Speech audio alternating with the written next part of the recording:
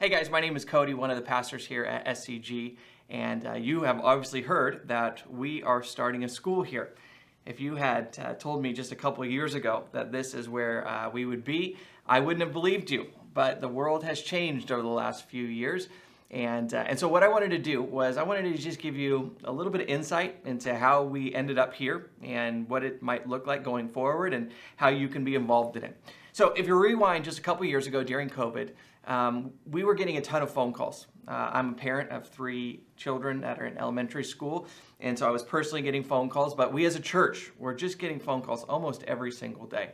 And they were first because the lockdowns and schools were closed, and it was parents looking for an alternative for their kids during that season. But then we started getting phone calls about some of the concerns that parents had about what their kids were encountering and learning, especially in the public school system. And so we started to talk as a staff, and we started to pray. And I started to go on kind of like a fact-finding mission. I just wanted to know, okay, what is happening? Are all these concerns kind of overblown and people are just, under a high stress situation? Or is there something going on that we need to be involved in? And so I started meeting with local teachers, principals, school board members, really anyone who could give me some insight into some of the concerns that parents were having in this community, I being one of them, and also how we could maybe help, how we could be involved.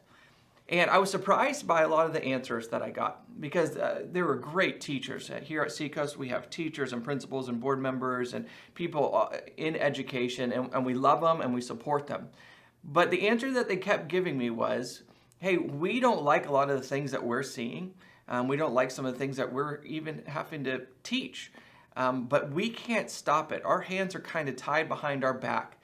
And so we don't really know what the solution is going to be. And during this season, as I'm talking to people, somebody sent me a talk by our former AG, Bill Barr. And in this, he describes the purpose of education, and he talked about how we ended up in this place. And for me, it brought a lot of clarity because I grew up in the public school system. My kids were in the public school system. I just thought that would be where we would always send our kids. And my wife is the same. And as I heard him kind of lay out the history of where we have been and where we have ended up, I started to get some clarity on the issue. So here's basically what he said. He starts off with a question. He says, what is the purpose of education? And it seems obvious, but think about it. He said the purpose of education is not just learning some facts. It's about formation. It's about moral formation, relational formation, obviously academic formation, but spiritual formation as well.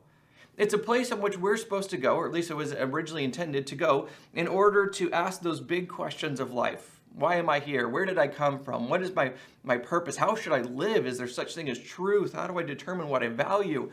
All of those were supposed to be, and probably to some degree are still being answered to this day. He said that we've gone through really a 3-phase process in our public education. Phase 1 was the beginning here in America where we believed that moral education could not be separated from religion, that they are integral, that you can't have one without the other.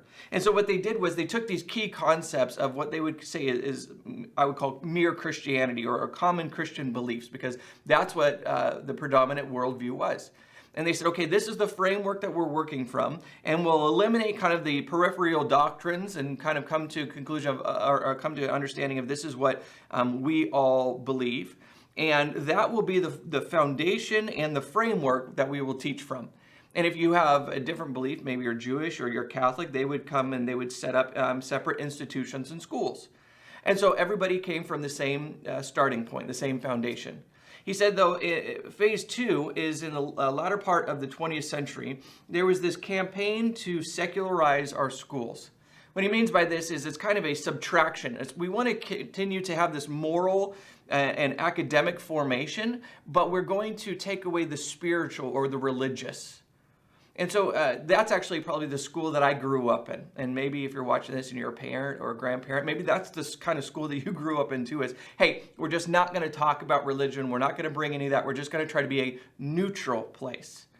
The problem with this is there is no such thing as a neutral worldview. It can operate for a while because we are still living off of the capital, the moral and spiritual capital of our Christian foundation, but eventually that's going to run out. And that's what we've been seeing recently. He says this is what's happened in the phase 3, is there's been a complete indoctrination into the secular worldview that is antithetical to Christianity. So the basic idea is something had to take its place. There's a vacuum that was created when we take out the religious and spiritual out of our public schools and we run on the capital, it will eventually run out. And that's what we have seen. And so now it's no longer about taking away religion, but it's about inputting something new, a new system, a new worldview, a new philosophy. And he says this is where we have ended up. And that's why we see these absurdities, to be honest, is we see the simplest questions that just a handful of years ago, like what is marriage and what is a man and a woman, things that for thousands of years humanity has understood, we can no longer agree upon. Well, how did that happen? Well, he would say because now we have ended up in this completely secularized environment within the public school system. And again, I'm not trying to bash on public school teachers and principals. And we love you guys. We support you guys. But we think as a whole, as we look at what's happening, this is a kind of an explanation of how we've ended up here. I think in the last couple of years, many of us have awoken to the reality that things are changing, especially as we look at culture and we look at what's happening. We see the news, we see even in our own local schools. My family had a couple of those experiences where it went from something we saw on TV to something we saw in our kids' classrooms. And it woke us up because we have for a very long time, if you're anything like me, I just sent my kids off to school and I'm like, hey, I'll see you after school. And that was I didn't think too much about it, to be honest. But now we're starting to realize, we're sending our kids to these places that not only don't believe like we do, but they are in opposition to the things that we believe and the ways that we believe we're supposed to live. Vodi Bakum, former pastor and theologian, says this: if we continue to send our children to Caesar for their education, we shouldn't be surprised when they come back as Romans. He continues on, he says, from K through 12th grade, children spend 14,000 seat hours in school. And you contrast that to the average Christian family who spends less than 30 minutes a week having spiritual conversations. You can kind of see how we've ended up with, and statistics bear this out, a majority of children who grew up in Christian homes walk away from their faith when they head into college, and most don't come back. And he finishes with this. He says, whoever is educating our children is discipling our children. They're spending hours upon hours with these kids. And if we're not discipling them, somebody else is going to. And they're going to instill their values and their beliefs. I'm not naive enough to think that if you send your kid to a Christian school, they're going to grow up to be a follower of Jesus for the rest of their life. I know that that's not true. I know that it's going to take an incredible amount of hard work on the family's behalf. Kids have free will, and they'll turn into teenagers and young adults who have free will. But here's what I do know, is that within this current cultural climate, we are going to have to do everything that we can, everything within our power to instill in these children this faith and to help them grow into mature believers, because it's not going to happen by accident. Everything is pushing in the opposite direction. And so it's going to take an incredible amount of effort on parents and grandparents and us as a church community to be able to raise these kids up in the faith. And so as I was kind of wrestling with this, because a part of me always believed that, and maybe this is how I was raised, was I wanted to send my kids into the public school system because those kids need to know Jesus and my kids can introduce them to Jesus. And then I heard a couple people say, they use some analogies. One was, would you send your kids to the front line of a battle? Well, no, of course not. That would be silly. They're not mature enough and they don't have the tools and the resources to be able to sustain or win that battle. And they asked the follow-up question, well, then why do you send them to the front lines of a spiritual battle? They're not mature enough. They don't have the tools and the resources yet. Eventually, one day, they're going to go out into the world and we want to prepare them and give them all the resources that they're going to need and help them grow in their maturity. But why send them there too early? Because the truth is, we went into a lot of these spaces thinking we are going to bring light into the darkness, that we're going to have an impact. And you know what actually happened? They had a much greater impact on those people of faith. And that's why we see so many kids, I think, walking away. I also heard somebody, Vodi Bakum, say, our children are not missionaries, they are the mission field. They're not old enough to be missionaries. They're not mature enough. They're not resourced enough. These are the kids that are the mission field and one day might be the missionaries. And so what are we learning through this season? Well, here's my learning. Is maybe God's trying to wake us up. Maybe he's using something as dramatic as COVID and the lockdowns to wake up people of faith and say, you know what we've been doing hasn't been working. It's time to try something new. It's time to try something new in the way that we parent, in the way that we raise our children, in the way that we educate them. Because if we continue to do what we have been doing, we are going to see more and more kids walk away from the faith that they grew up in. And so maybe what is happening here is God is bringing a whole new season of education, of parenting, one in which we're not going to just go and shelter our kids. I don't think that's the answer either, but we're going to prepare them. Instead of having our children retreat from culture and retreat from schools, maybe it's getting them ready to go out.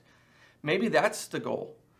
And so as we were praying and thinking about what ours is as a church in this whole season, I began praying about what God would have us do. And I'll be honest, I have not wanted to do a school. If I'm just being totally transparent, at least at first, I didn't want to. I was pretty resistant to it. So I said, God, if you want us to have any part in this, you're going to have to provide the right people and the resources and a vision and get people on board, because I'm not there yet, and I don't want to be the one that has to push this thing forward. And so I threw it out there. I met with people, and they all said, yeah, that sounds like a great idea. We should do something. And I said, oh, do you want to step up and do it? And they said, no, thank you. We're busy. We've got enough going on in our life. And I said, hey, I do too. So I left it for about 6 months. I just said, God, this is your deal. If you want us to do something, you got to provide. And so there was a moment during our summer VBS, kind of like 1,000 kids. They're going crazy. They're having a blast. I'm watching them, and it's just such a fun week. And I get a text from one of my good friends, and he says, hey, what's the deal with that school? I heard you guys kind of talking about doing something. Are you going to move forward with that? I texted him back, and I said, I'm just waiting for the right person. God's got to provide.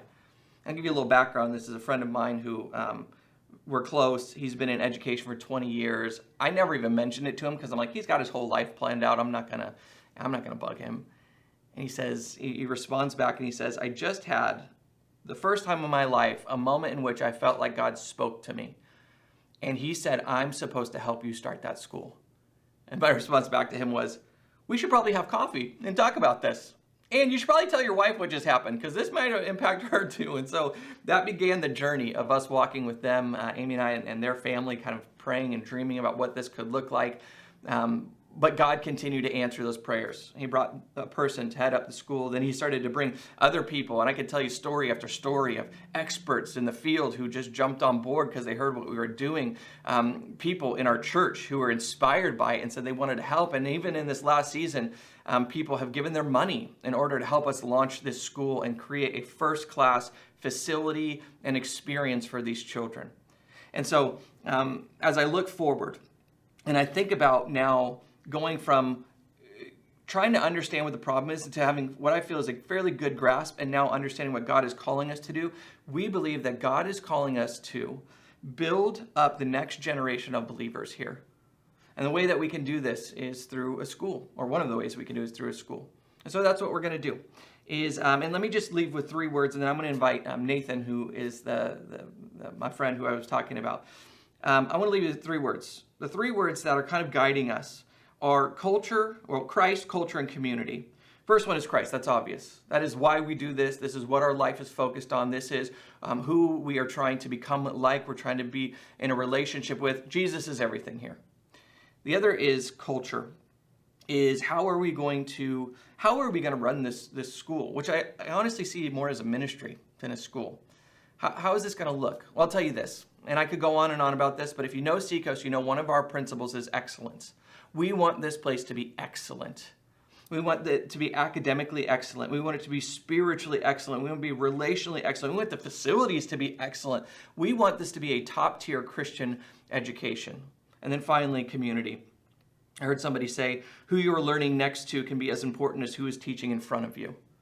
is if you think about some of your best and worst decisions as you grew up, largely it was impacted by the people you were doing life with.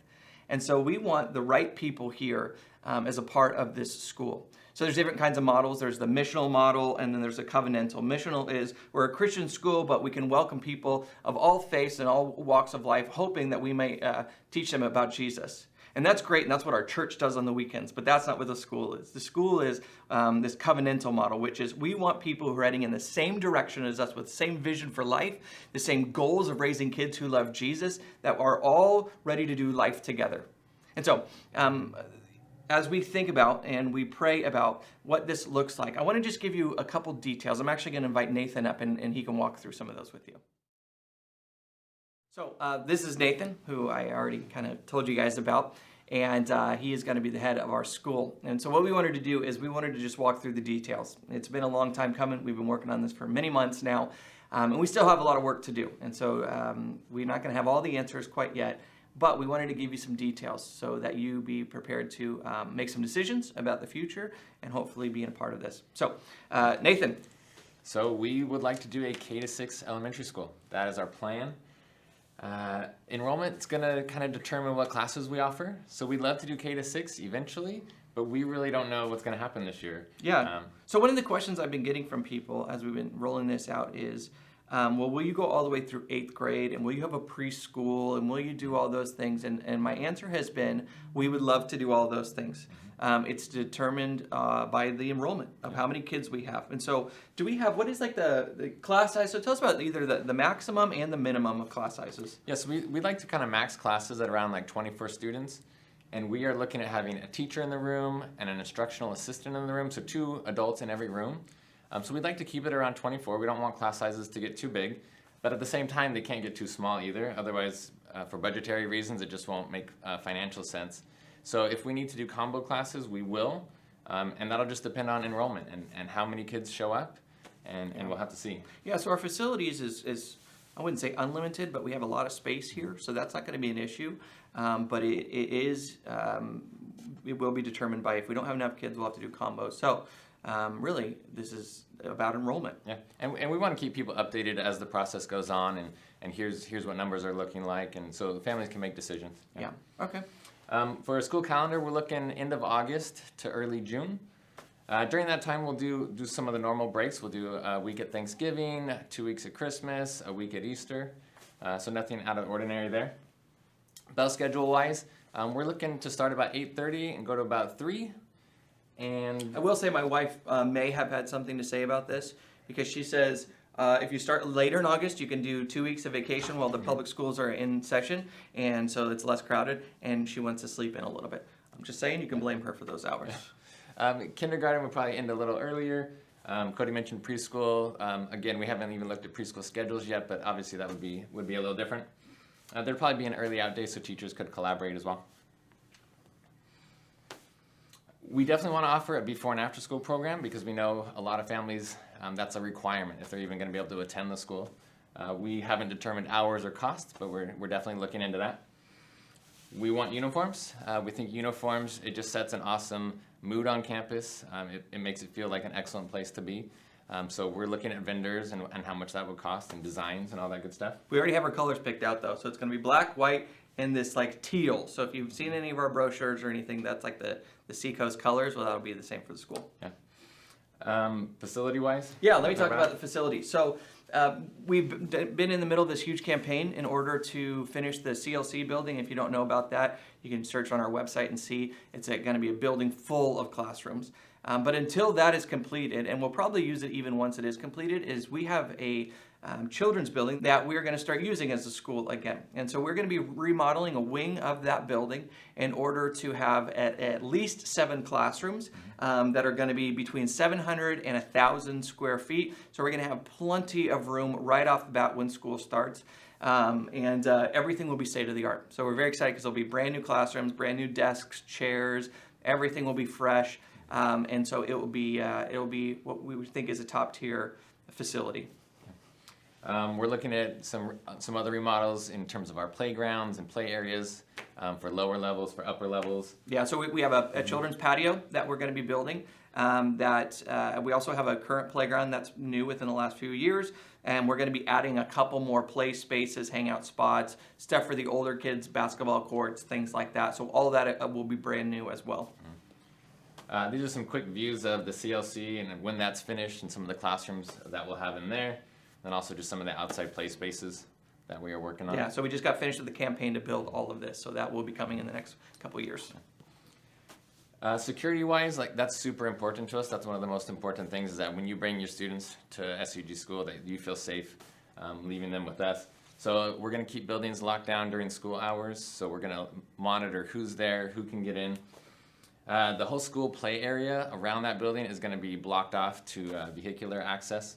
And there's fences already in place, so kids will be fenced in. So the only question mark is if we'll have armed security or not at recess and at lunch. And that will depend upon enrollment. If we don't do that, we're already working on having law enforcement volunteers, parents, things like that are in law enforcement. We already kind of have a running list going with that. And luckily, our head of operations here was a 25-year sheriff for 25 years that currently retired. So he sees the lens of security everywhere we go. We're also updating all our technology and cameras and all that kind of stuff. Yep. So. We've had a lot of questions about vaccinations. And from what our lawyers are telling us, basic vaccinations are required. There may be some medical exemptions, but it's on a very case-by-case basis. People have asked about the COVID vaccine, and we're definitely not requiring that, and we won't have to moving forward. Yeah, our lawyer, we've got an incredible team, kind of a God story behind that as well, but they have guaranteed us that will not become mandatory ever. So we are never going to require the COVID vaccination. All right, switching over to like our educational program. So we see it in a couple different areas. We see our core education, like reading, writing, math, some of that core stuff. We think we can be as good or better than public schools. So in my time in the public school, there's a lot of money in the public school, but that doesn't necessarily mean the product is always great. And so we think we can have a really excellent educational program, and so that's something we're moving forward with as we look into curriculum. We're surveying what other Christian schools use. We're interviewing teachers, talking to them, because we want to have that. We know that needs to be excellent out of the gate. So we've done a survey of all the other schools and what curriculum they use for what grades, what classes, things like that. And then we're, as we get closer to the school year and we are hiring teachers, we're going to allow them as a group to determine which curriculum they're going to use. But we have what we know to be the top tier curriculum that we're going to be choosing from. And so, yeah, that. And we're also going to be doing that with all of our Bible and curriculum as well. So as we get down to here, this is kind of my area that I'm really excited about, Pastor, is the Bible, theology, apologetics, spiritual formation that we're going to be taking place as well. So all of that will be determined before the beginning of the school year. But someone asked at one of our last meetings is, well, what if you pick a curriculum that has some stuff there that you don't agree with? How are you going to filter that out? Well, yeah, and I think even in like the curriculum selection process, like we're looking at everything through a biblical worldview. And so if we see something that we don't agree with or that we don't want being taught in our classrooms, then we're not going to use that. And so I think that should reassure parents that, okay, this is not a public school choosing curriculum for my kids. This is a Christian school, and we have the same values and the same things are important to us as we look at what we're teaching, and how we're teaching. And we're also going to have all the standardized testing to make sure that we are on par with what's happening in the local school system. So in case you ever have to transfer over there or something happens, that you will go in there and you will not be at a deficit. We hope that you would be ahead of where the rest of the students are. So as far as the biblical worldview, part of my philosophy of education and my very limited philosophy of education is I don't want kids to be afraid of learning certain things. I just want them to learn it at the right age. And so it depends upon the age. And so, if you have a 5-year-old, we don't need to be discussing certain subjects. But if you have an 11 or 12-year-old, well, then it might be time to start discussing these things.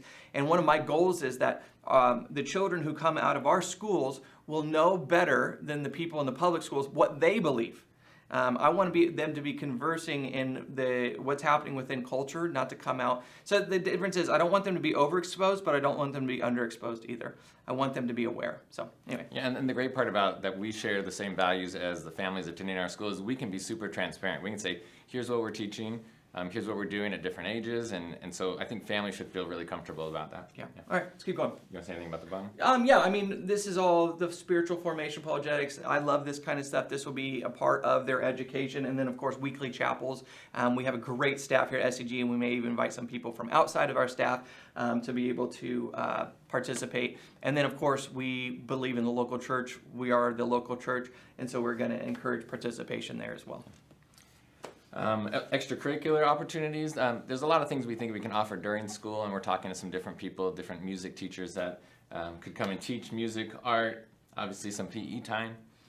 We've had a lot of questions about special education and what we're going to be able to provide, and we're looking into that. We're looking into different needs that students might have, and it'll be on a case-by-case basis, but we do want to be transparent. We want to be sensitive to the needs of our community, but we also want to be kind of clear about what our resources are. We don't want to overpromise things that we wouldn't be able to do. Yeah, but if it's something like someone came and asked us the other day, well, if my child needs a speech pathologist, would you provide that? Well, they're not going to be on staff, obviously, but we can arrange that to for someone from outside. Actually, we have pretty much every person in this congregation who can do one of these jobs, and we're getting a list together, and they would just come in, and it would be an extra fee for them to come in and do something like that. Or we're also working on volunteers. We have people who are willing to volunteer as well. So I guess the bottom line on that one is let us know what your needs are, and we'll let you know how we can accommodate. Absolutely. Yeah. Accreditation, people have asked about that, and while we can't be accredited right from the get-go, there are some good Christian accreditation organizations that we're talking to that we can become a member in the very first year, and then we can start to work towards accreditation over the first couple of years. Yeah, and that's also kind of a cool God story. Is one of the, it's not the coach, it's some, I forget what he does, but he helps you become accredited. One of the people at our church said, hey, I have an extended family member that does this for a living, so we've already begun meeting with them. They're helping us walk through that process so we can get accreditation pretty quickly within the first couple of years. Structure and staff.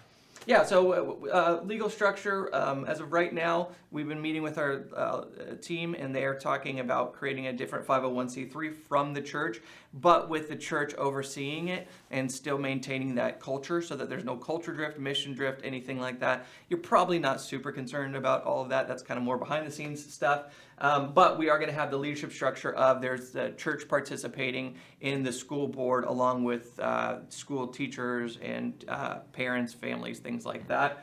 And family requirements is we believe that culture is important. I already talked about that. Community is important. And so we want the right people to come here.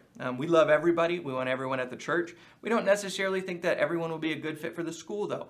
And so part of this will be we want to believe and live the same way. I want my children to sit next to other kids who come from families that also believe. It's not that they're not going to have interaction with other kids and they're not going to love on other kids, but just for this part of their life, we want people heading in the same direction. And so there'll be a statement of faith that we would like people to fill out and say, hey, we believe the same things and we have the same expectations for lifestyle. And then talk about the academic assessment. So we just want to make sure that as students come into our school, we'd like to do a quick test that kind of tells us what is their academic level, and that'll be different depending on the age of the child. But again, we want teachers to have some information about them coming in, kind of where they're at, and we also want to make sure that we are in a place where we can service the student at the needs and level that they're at. Yeah, and then part of the process is just getting to know the family. Hey, let's get to know one another. We believe this is supposed to be a place where we do life together, and so we want to get to know you. So staff requirements, we want our teachers to be excellent, awesome teachers, so we're requiring that they have a California teaching credential. They will also have to agree to our statement of faith and lifestyle expectations, as well as go through background checks. Like Cody said, the people standing in front of your kids are really important, so we want to make sure that they're great people that follow Jesus. Yeah, and that's how they teach through a Christian worldview. It's not necessarily always talking about these Christian beliefs or whatever. We're talking about the world and how do we interpret the world? Well, it's going to be through this Christian worldview, and that's why we want to make sure we have teachers that are solid in their faith and they understand what it looks like to live as a Christian. Instructional assistants, same thing, except this is going to be not requiring of a credential. This is kind of there to aid in what the teacher is doing. Also be there for recess and lunch and all that kind of good stuff. Yeah, if you're interested in any of these positions, we're accepting applications now, and we'll show you in a second how to do that. Yeah. So the people that we're looking for right now is enrollment for students, employment applications, and volunteers. Yes. Right. So those are the three things that we're trying to collect as many applications as we can, so we can start sorting through those. So let's talk about the tuition here. We tried to be what we would consider a reasonable price for tuition. To be honest, this might not even fully cover the cost of the school, but the church believes in it, and many people have given to see this thing happen. And so someone was saying, well, that's a lot of money, and it is. I agree with you. It's a lot of money, but let me just put it in perspective. The average car payment is $750 a month. This is less than that. So I'm just saying, I'm just throwing out there. Is my math correct? 750? Yeah, I'm good. Yeah, less than that. So which one do you like better, your kids or your car? Okay, maybe that wasn't fair. But anyway, there's discounts available for staff for the school and for the church. Discounts if you have multiple children, so if you have 3 or more, which I do, you get $500 off. But here's the big one, is for the first 50 students, we're going to give a 15% discount. So that's $1,275 because we understand that we're a new school. We were a school, and then we weren't a school. Now we're a school again. If you don't know, we had a school here on our property before. Well, we understand you're going, well, this is kind of a new thing. We want to give you some incentive. We understand, and so we want to give the first 50 students. I've got to be honest, it's filling up pretty quick though. And so if you were interested, I would jump on it because that 50 is going very quick. And the other thing is, and I just want to give a shout out to all those who gave, is we have had investment of hundreds and hundreds of thousands of dollars, millions if you include the facilities that we're having, that we have here and that we're updating. And so I understand it's a daunting, especially if you're coming from the private or from the public schools into private. You're going from $0 to now $8,500. But just so you know, there's people who have paid a lot for this to take place, and we're very grateful for that. So application process. We've got a website where you can go on. You can give us just some basic information to get the process started. We're going to have a non-refundable application fee of $75. We're waiving that through January 31st just to get people going and excited. After that, we can schedule the short academic assessment. We can schedule the family interview, and that just gives us a chance to meet you, and you a chance to meet us, and make sure it's a good fit. So that enrollment process, once your child is accepted into the school, you'll receive an offer to enroll. There's a non-refundable registration fee of $350 just to make sure this is something you really want to do, and we want to count on you being there. So, and we need to save all those spaces, so we make sure we have enough classrooms available, and we hire enough teachers and all that kind of stuff. So we're taking applications already. This is where you can go to see those applications. Yep. Yeah. Go there, apply today. Like we said, first 50 are going to get a discount. That is filling up pretty quick. So if you're thinking about doing it, please join us. And so we're so excited about this next season. God has literally revealed and given us each step along the way, and it's been so long in the making, and now we finally get to tell everybody, hey, here's what we've been working on, here's what God is calling us to, and now we get to invite people into it. And so we pray that you also would be one of those families or one of those teachers that are going to join us in this incredible journey.